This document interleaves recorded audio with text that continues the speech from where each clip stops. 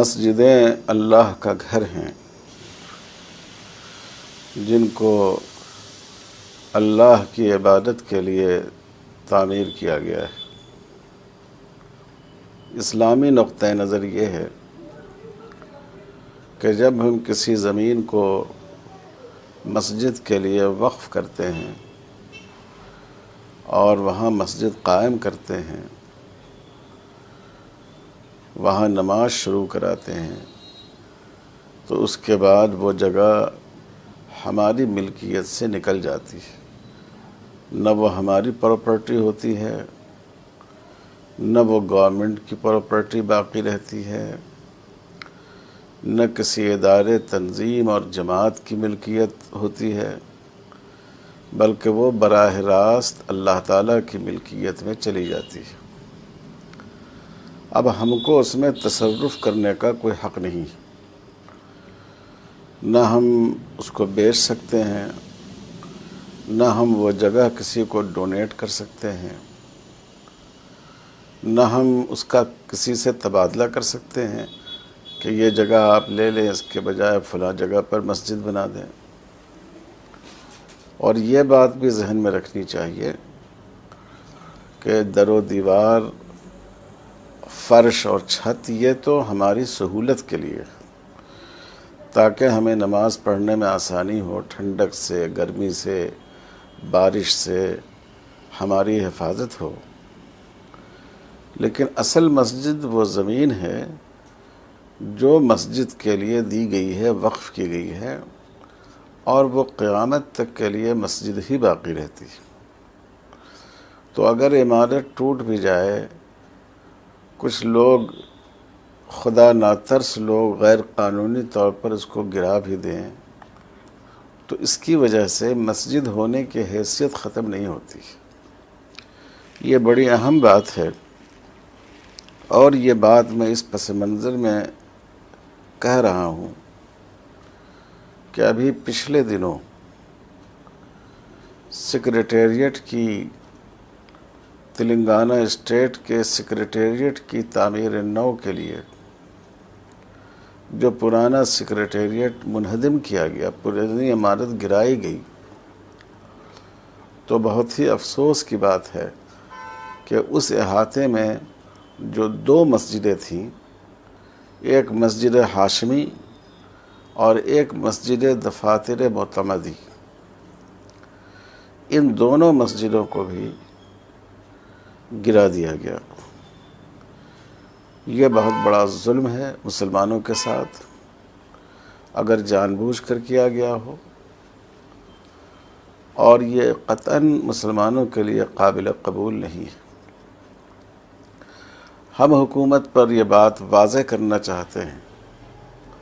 ہم All India Muslim Personal Law Board کی طرف سے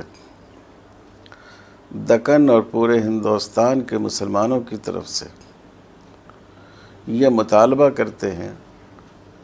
کہ فوری طور پر اور جلد سے جلد اسی جگہ پر دوبارہ مسجد کی تعمیر کی جائے۔ ہمارے لیے یہ بات قابل قبول نہیں ہے کہ اس سے ہٹ کر کسی جگہ مسجد بنائی جائے، چاہے کتنی خوبصورت مسجد ہو۔ ایسا نہیں ہے کہ مسلمانوں کے پاس مسجدیں نہیں ہیں، اور ایسا بھی نہیں ہے کہ مسلمان خود اپنی مسجد تعمیر نہیں کر سکتا ہو، ایسا نہیں ہے۔ مسئلہ یہ ہے کہ ہمارے عقیدے کے لحاظ سے جو جگہ ایک دفعہ مسجد بنا دی گئی، اس کی حیثیت کو بدلا نہیں جا سکتا۔ بہت ہی افسوس کی بات ہے کہ علماء کی طرف سے، شہر میں موجود All India Muslim Personal Law Board کے ارکان کی طرف سے، ملی تنظیموں کی طرف سے یہ مطالبہ آ چکا ہے کہ حکومت اس کا تدارک کرے، اور جو پہلے سے جہاں مسجد تھی وہیں مسجد تعمیر کی جائے۔ لیکن حکومت ایک ٹال مٹول اور گول مول بات کر رہی ہے، واضح جواب نہیں دے رہی ہے۔ واضح جواب یہ ہے کہ جس جگہ پر مسجد تھی وہیں دوبارہ مسجد تعمیر کی جائے، اور حکومت مدت کی تعین کے ساتھ یہ بات کہے کہ یہ ہماری غلطی ہوئی ہے، ہم اتنے دنوں کے اندر یہ مسجد تعمیر کر دیں گے، اور پھر اپنی طرف سے گورنمنٹ افسروں کو، گورنمنٹ محکموں کو ہدایت جاری کرے کہ یہ جگہ مسجد کی تھی، یہاں دوبارہ مسجد تعمیر کی جائے۔ ہم پوری قوت کے ساتھ حکومت سے اس کا مطالبہ کرتے ہیں، اور اگر حکومت نے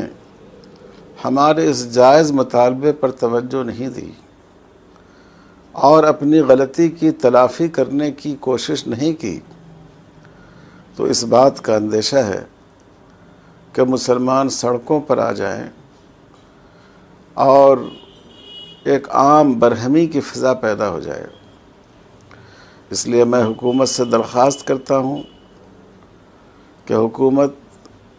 سمجھداری سے کام لے، انصاف سے کام لے، عدل کے تقاضوں کو پورا کرے،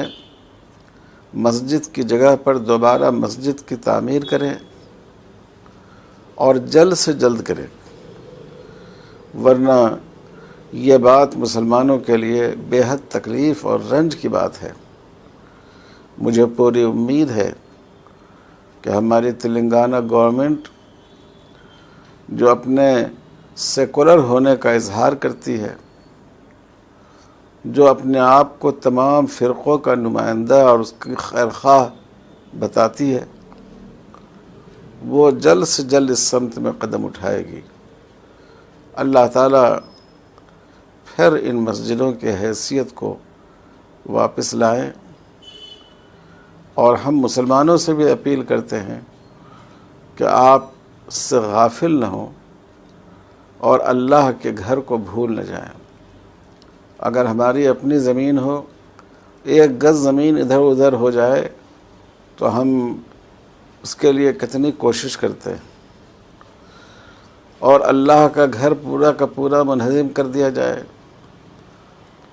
اور اس پر حکومت قبضہ کر لے اور ہم اس پر خاموش ہو جائیں، یہ اللہ تعالیٰ کے ہاں بہت جواب دہی کی بات ہے۔ ہم حکومت سے یہ بھی مطالبہ کرتے ہیں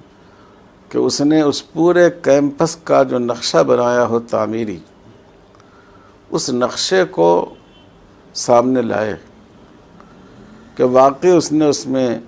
کہاں پر مسجد کی جگہ رکھی ہے۔ مجھے امید ہے کہ حکومت ہمارے ان مطالبات کو، جو 100% انصاف پر مبنی ہیں، قانون پر مبنی ہیں، ضرور ان کو پورا کرے گی۔